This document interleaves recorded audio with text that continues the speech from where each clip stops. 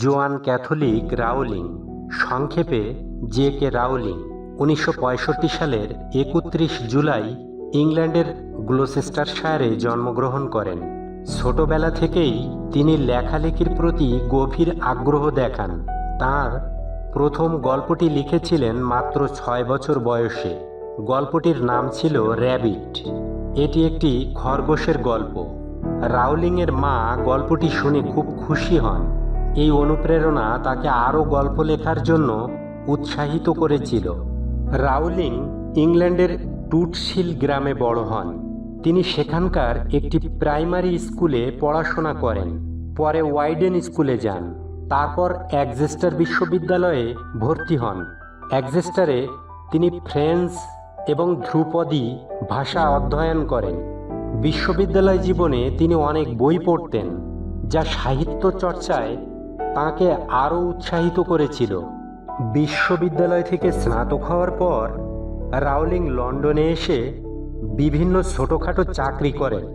তিনি অ্যামনেস্টি ইন্টারন্যাশনালে কাজ করেন, বিভিন্ন মানবাধিকার বিষয়ক প্রতিবেদনে সহায়তা করেন। এই সময়ে তিনি অর্থনৈতিক কষ্ট, ব্যক্তিগত জীবনে বিভিন্ন সমস্যার সম্মুখীন হন। 1990 সালে রাউলিং ম্যানচেস্টার থেকে লন্ডনে একটি ট্রেনে যাত্রা করার সময় হ্যারি পটার সিরিজের ধারণা পান। তিনি কল্পনা করেন একটি জাদুকরী ছেলের গল্প, যে তার বাস্তব জীবনের সমস্যাগুলির সাথে লড়াই করে। ট্রেন যাত্রার সময় তার কাছে কোনো লেখার উপকরণ ছিল না, তাই তিনি পুরো গল্পটি মনে মনে সাজিয়ে রেখেছিলেন। পরে তিনি তার লেখনীর মাধ্যমে সেটি উপস্থাপন করেছিলেন। 1990 সালে রাউলিংয়ের মা মারা যান। এটি তার জীবনে একটি বড় ধাক্কা ছিল। মায়ের মৃত্যুর পর তিনি পর্তুগালে চলে যান। সেখানে তিনি একজন ইংরেজি শিক্ষিকা হিসেবে চাকরি নেন। পর্তুগালে থাকাকালীন তিনি এক সাংবাদিকের সাথে বিবাহ বন্ধনে আবদ্ধ হন। তাদের একটি কন্যা সন্তান জন্মায়। তবে এই বিবাহ দীর্ঘস্থায়ী হয়নি। তারা শীঘ্রই বিবাহ বিচ্ছেদ করেন। রাউলিং তার মেয়েকে নিয়ে স্কটল্যান্ডে চলে আসেন।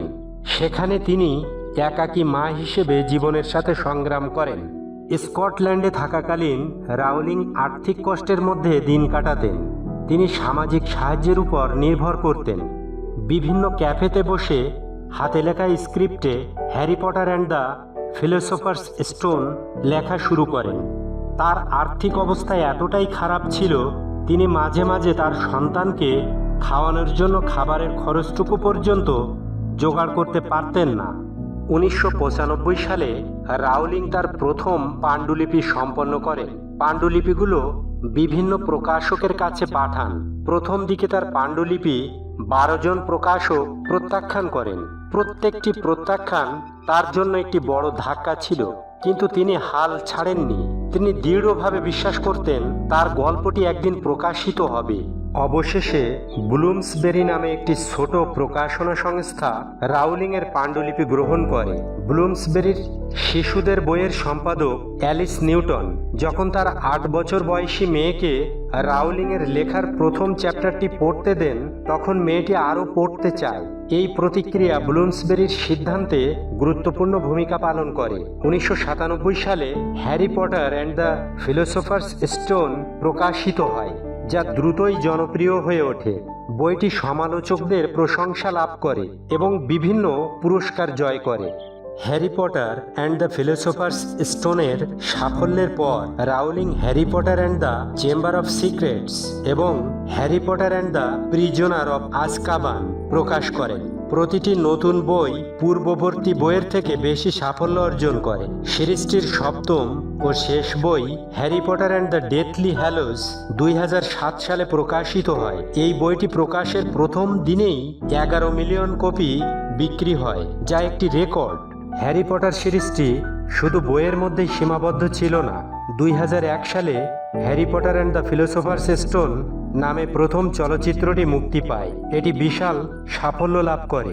সিরিজের 8টি চলচ্চিত্রই বিশ্বব্যাপী ব্যাপক জনপ্রিয়তা অর্জন করে, বক্স অফিসে বিশাল আয় করে। জে.কে. রাউলিংয়ের হ্যারি পটার সিরিজটি শিশু ও কিশোর সাহিত্যে বিপ্লব ঘটায়। তার বইগুলো শিশুদের পড়ার প্রতি আগ্রহ বাড়ায়, বিভিন্ন সামাজিক ও নৈতিক বিষয়ে শিক্ষা দেয়। রাউলিং একজন প্রভাবশালী লেখিকা হিসেবে বিশ্বব্যাপী পরিচিতি লাভ করেন এবং তার কাজের জন্য অসংখ্য পুরস্কার ও সম্মাননা অর্জন করেন। হ্যারি পটার সিরিজের সাফল্যের ফলে রাউলিং বর্তমানে বিশ্বের অন্যতম ধনী লেখিকা। তার সম্পদের বেশিরভাগ অংশ তিনি বিভিন্ন দাতব্য প্রতিষ্ঠানে দান করেন। তিনি চ্যারিটি প্রতিষ্ঠান লুমোস প্রতিষ্ঠা করেন, যা বিশ্বজুড়ে অনাথ ও অনাথাশ্রমে থাকা শিশুদের সাহায্য করে। রাউলিং বর্তমানে স্কটল্যান্ডে তার পরিবার সহ বাস করছেন। তিনি তার জীবনের সংগ্রাম ও সাফল্য নিয়ে বিভিন্ন বক্তৃতা দেন, বিভিন্ন সামাজিক কার্যক্রমে অংশ নেন। তিনি আরও বেশ কয়েকটি বই লিখেছেন, যার মধ্যে দ্য ক্যাজুয়াল ভ্যাকান্সি এবং কারমোরান স্ট্রাইক উল্লেখযোগ্য। জে.কে. রাউলিং এর জীবনের গল্প আমাদেরকে শেখায় কঠিন পরিস্থিতিতেও হাল না ছাড়া এবং নিজের স্বপ্নের প্রতি দৃঢ়ভাবে প্রতিজ্ঞাবদ্ধ থাকা। কিভাবে একজন ব্যক্তিকে সাফল্যের শীর্ষে পৌঁছে দিতে পারে। তার জীবনের সংগ্রাম, প্রতিকূলতা এবং অবিশ্বাস্য সাফল্যের কাহিনী আমাদেরকে প্রেরণা দেয়। যে কোনো পরিস্থিতিতে আমরা স্বপ্ন পূরণ করতে পারি যদি আমরা দৃঢ়ভাবে প্রতিজ্ঞাবদ্ধ হই। জে.কে. রাউলিং এর জীবনের কাহিনী একটি অনুপ্রেরণামূলক গল্প।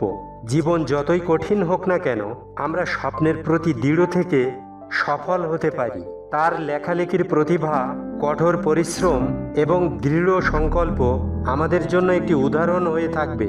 রাউলিং প্রমাণ করেছেন কঠিন সময়েও হাল না ছেড়ে নিজেদের প্রতি বিশ্বাস রাখা, নিজের লক্ষ্যের প্রতি অটল থাকলে জীবনে বড় সাফল্য অর্জন করা সম্ভব।